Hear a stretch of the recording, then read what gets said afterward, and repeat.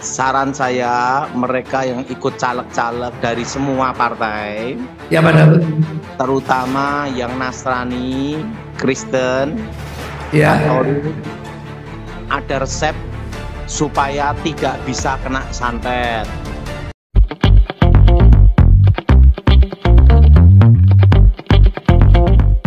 Shalom Sobat Terang Kemuliaan, apa kabar kalian semua? Senang rasanya bisa berjumpa lagi dengan kalian semua. Kiranya damai, sukacita Allah dan kebaikan Tuhan selalu bersama dengan kalian. Diberikan umur yang panjang, diberikan kesehatan yang sempurna, dan tentunya diberikan juga rezeki yang berlimpah, dijauhkan dari sakit penyakit dan mara bahaya. Pada kesempatan kali ini kita akan mendengarkan kembali pesan Daud Tony atau Evangelis Daud Tony atau Pastor Daud Tony yang kali ini khusus disampaikan untuk kalian semua, wahai orang-orang Kristen dan orang-orang Katolik yang tentunya bekerja di dalam pemerintahan. Apalagi yang mau nyalek ya. Dan sebelum kita lanjut, mari kita mulai dengan doa. Tuhan Allah Bapa kami yang berada dalam kerajaan surga, terima kasih Tuhan Yesus, terima kasih buat hari ini, terima kasih buat kebaikan-Mu. Karena kami sampai hari ini masih ada ya Bapak. Bapak, sebentar kami akan mendengarkan pesan dari hamba-Mu yaitu Pastor Daud Tony atau Evangelis Daud Tony.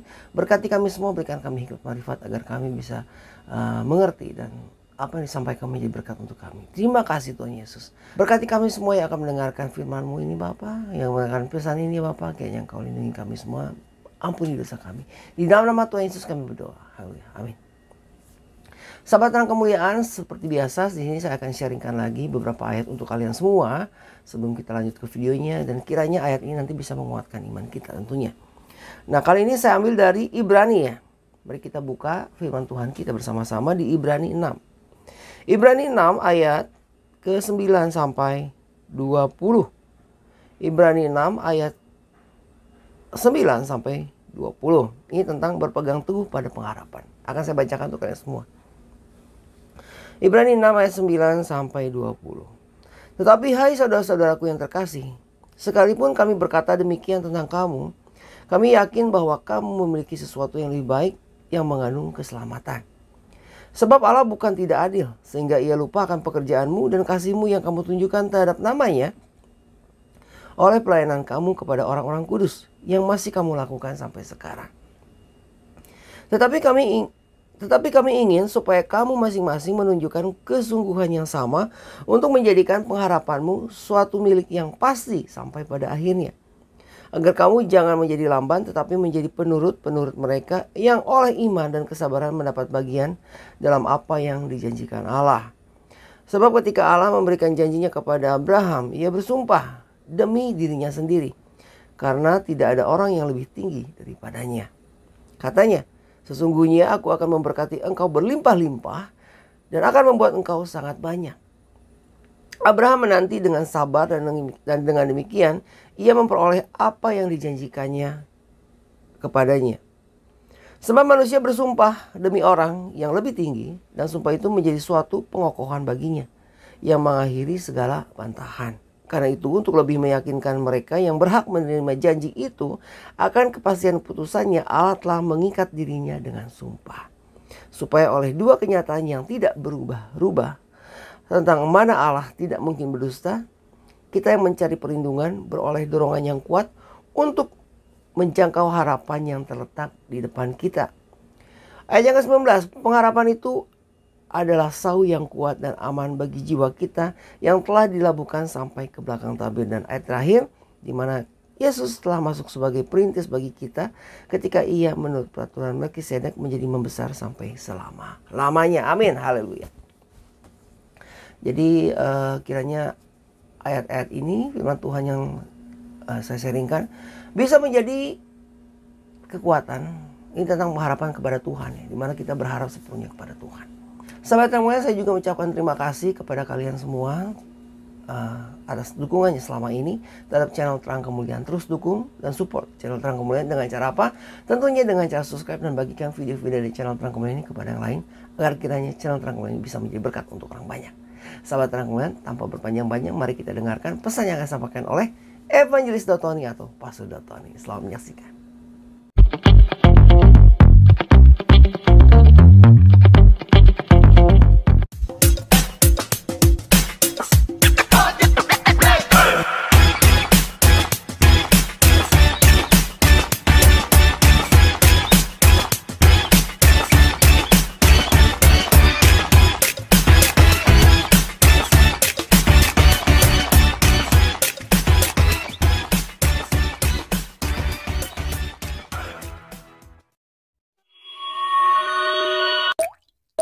berdoa ya. Aku mohon kuasa Elohim bekerja, kekuatan Elohim bekerja. Bebaskan dari yang jahat, bebaskan dari kutuk kegelapan. Kuasa Elohim bekerja, laut ya Tuhan. Amin. Amin, Pak Daud. Mau tanya apa Thomas? Pak Daud, bagaimana nih Pak Daud memulai memasuki peperangan? Thomas? Ya Pak Daud. Saran saya, mereka yang ikut caleg-caleg dari semua partai, Ya Pak Daud. terutama yang Nasrani, Kristen, Ya. Katolik, ada resep supaya tidak bisa kena santet. Oh, itu apa Pak Daud? Untuk dibikin sial atau mantra untuk menghipnotis. Itu Oh, ada caranya, Thomas. gimana Pak caranya Pak Daud? Pertama, suka tertawa, Suka tertawa. tapi tidak boleh ketawa sendiri. Diri. Amin. Amin. Nah, kedua, setiap pagi dan malam kalau mau tidur, doa dulu, darah Yesus sucikan, darah Yesus bentengi. Yes. Karena biasanya itu kuasa-kuasa gelap itu dikirim pada waktu Malam hari. sore-sore gitu, Thomas. Oh, sore hari ya malam Pak Daud ya? Ya, mendekati jam 6, jam 7. Hmm. Nah, yang ketiga yaitu mendekati hari H coblosan, doa peperangan, karena ada jenis mantra untuk menghipnotis orang supaya nyoblosnya yang di mantra itu. Ya Pak Daud. Karena saya dulu sebelum bertobat, Thomas, Ya. tapi waktu itu pilihan kepala desa ya, Thomas ya. Ya. Ada jagung, ada kacang gitu. Bila saya konsentrasi ke kacang, mantra kacang, orang-orang itu terhipnotis, nusuknya ke kacang semua.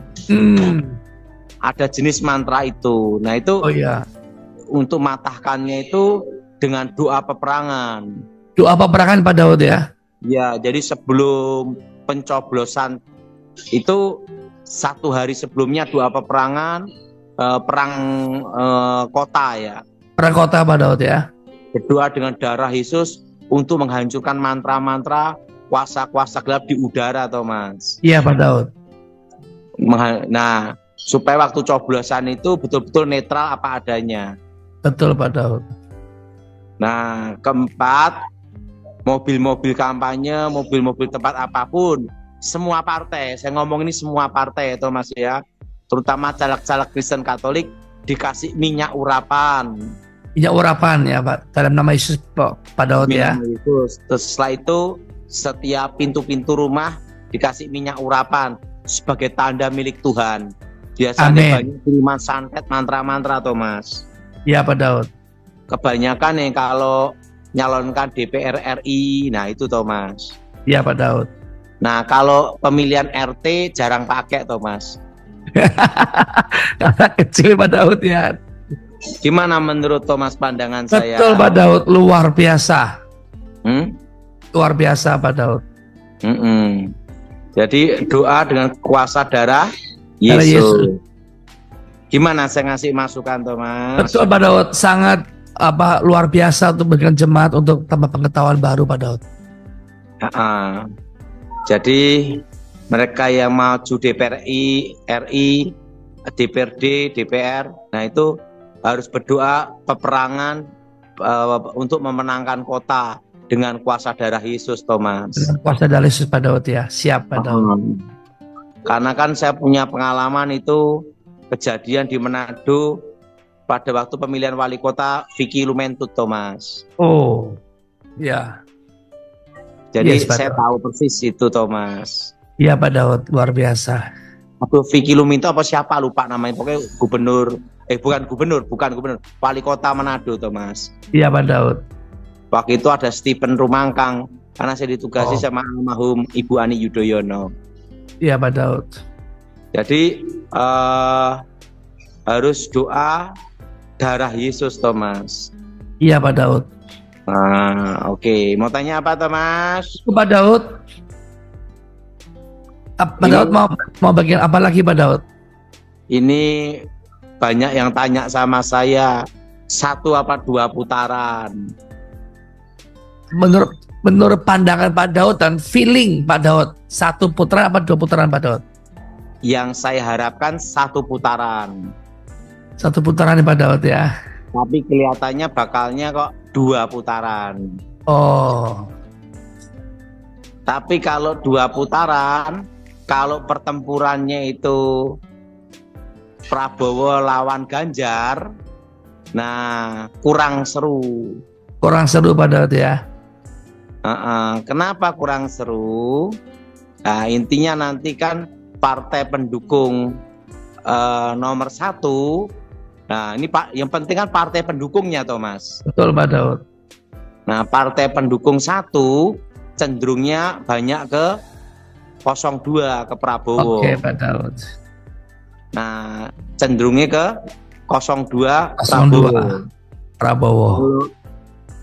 Kalau pendukung itu capres itu nanti lolos putaran pertama Prabowo Ganjar, nah rata-rata nanti PKS, nah PKS setelah itu PKB, nah itu bisa arahnya ke 02 ke Prabowo. Ya. Jadi pertempurannya kurang seru. Kurang seru Pak Daud ya. Nah, tapi kalau Anies lawan Prabowo, pertempurannya seru. Seru. Karena apa? Nanti dari tim dari koalisi Ganjar bisa ke Anies. Anies. Nah, jadi itu pertempurannya serunya di situ. Iya Pak Daud. Dan kalau saya ditanya yang menang siapa? Hanya Tuhan yang tahu. Ya Tuhan yang tahu. Jadi kalau Prabowo lawan Ganjar, kemungkinan besar analisa saya PKS, PKB, nah itu arahnya ke 02 Prabowo. 02 ya Pak Daud. Ini analisa saja. Analisa Pak Daud Tony ya. Bisa keliru, bisa keliru. Bisa keliru. Yang pasti bukan suara Tuhan. Ya, itu kalau Anies dengan Prabowo, nah lebih seru karena apa? Dari PDIP bisa ke Anies. Bisa kemana? Bisa ke Anies Pak Daud. Iya. Nah itu serunya di situ. Nah, jadi kalau ditanya yang menang siapa? Kalau lebih seru itu Anies lawan Prabowo. Anies karena tidak bisa diprediksikan Pak Daud ya. Kenapa? Karena bisa terjadi kubunya PDIP masuk ke Anies. Iya Pak Daud. Dan disitulah pertempuran yang sebenarnya. Yang sebenarnya.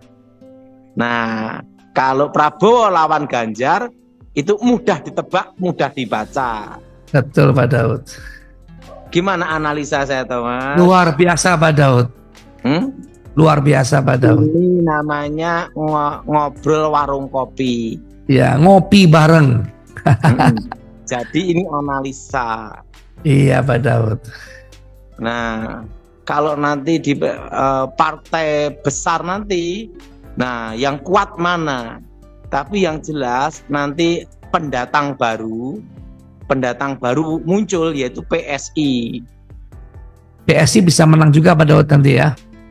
Belum tentu, tapi pendatang baru ini mulai menguat karena ada sosok anak Pak Jokowi. Ya Gibran, seperti Pak Daud sudah mengatakan bahwa kalau Gibran naik pasti seru.